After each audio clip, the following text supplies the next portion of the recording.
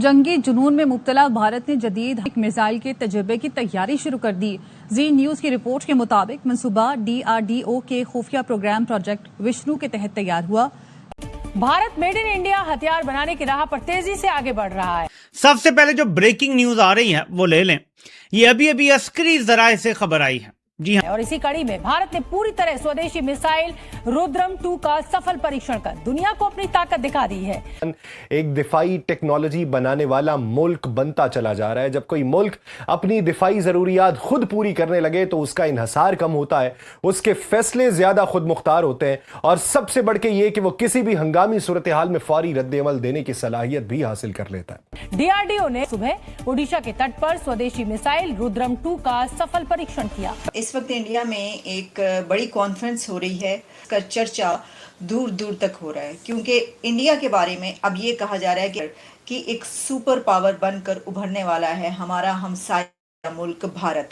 ये एक बहुत बड़ी डेवलपमेंट है। इसकी वजह यह है कि इस वक्त रॉयटर्स से लेकर ब्लूमबर्ग तक और ब्लूमबर्ग से लेकर CNBC और जितने भी रॉयटर्स, जितने भी अल जजीरा, जो भी हम जिससे खबर लेकर आपको बताते हैं, इंटरनेशनल मीडिया इस खबर को इस वक्त हाईलाइट कर रहा है। सीड ऑपरेशन की महारथी, रडार सेटअप को तबाह करके दुश्मन को अंधा करने की ताकत रखने वाली मिसाइल रुद्रम 2 आने वाली है।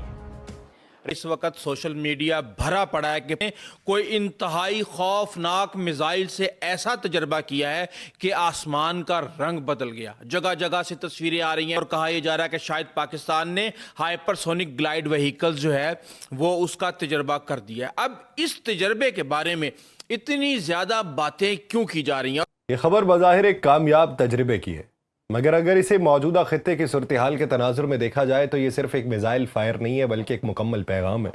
एक ऐसा पैगाम जो समंदर से उठ के पूरे खित्ते की सिक्योरिटी, ताकत के तवाज़ुन और आने वाले खतरात तक फैल जाता है। इसे वक्त में सामने आया जब खित्ता पहले ही गैर मामूली कशीदगी का शिकार है, जब एक बड़ी जंग 39 दिन चलने के बाद एक तवक्कुफ आया हुआ है और उसके फिर से दोबारा चलने या ना चलने या मुकम्मल अमन होने का मंजरनामा है।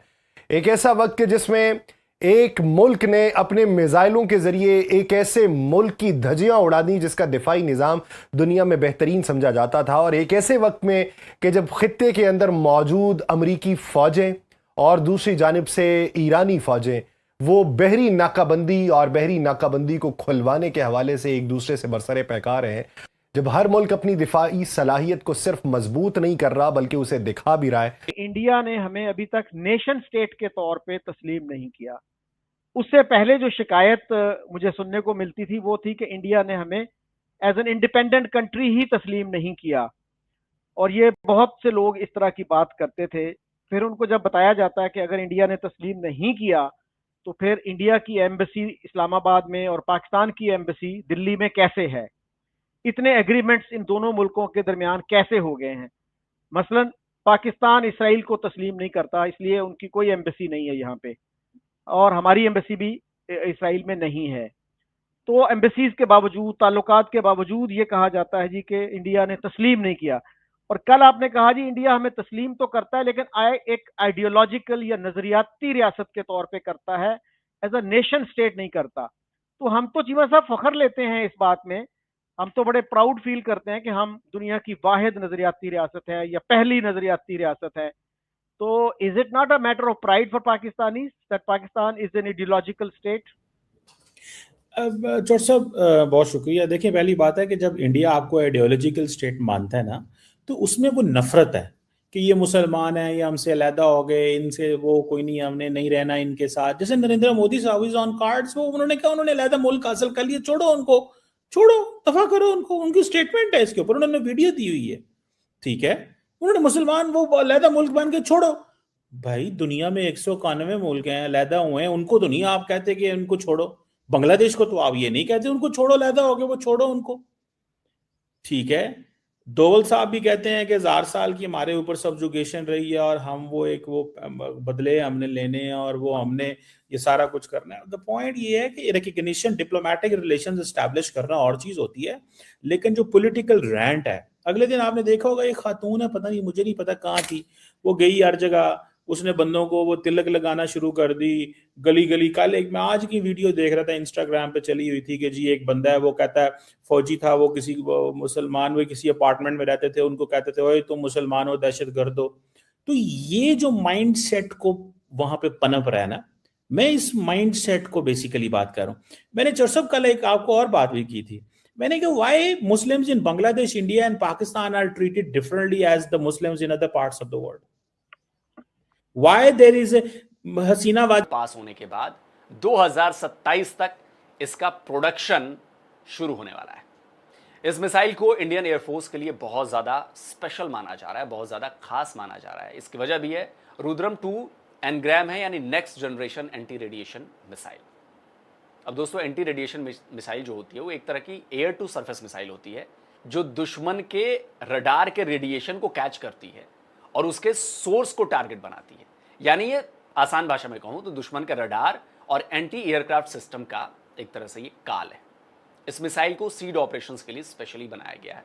पहले भी बता चुका हूं कि सीड यानी कि separation of enemy air defence, इसे CAD भी कहते हैं, CAD भी कहते हैं, आप जो भी कहना चाहें।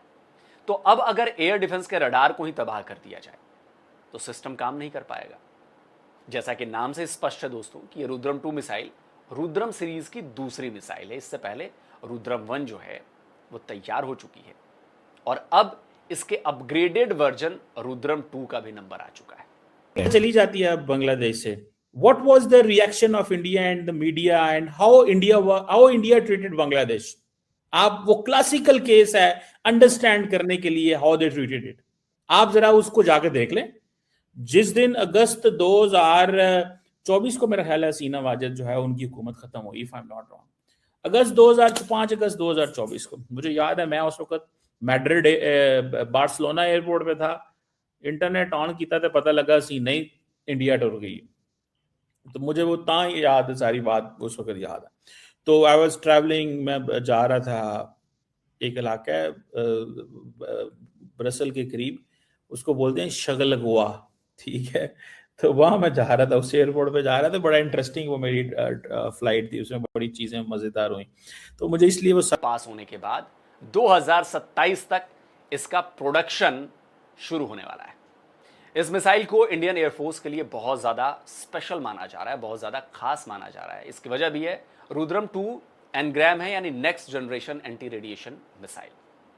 अब दोस्तों, एंटी रेडिएशन मिसाइल जो होती है वो एक तरह की एयर टू सरफेस मिसाइल होती है, जो दुश्मन के रडार के रेडिएशन को कैच करती है और उसके सोर्स को टारगेट बनाती है। यानी ये आसान भाषा में कहूं तो दुश्मन के रडार और एंटी एयरक्राफ्ट सिस्टम का एक तरह से ये काल है। इस मिसाइल को सीड ऑपरेशंस के लिए स्पेशली बनाया गया है।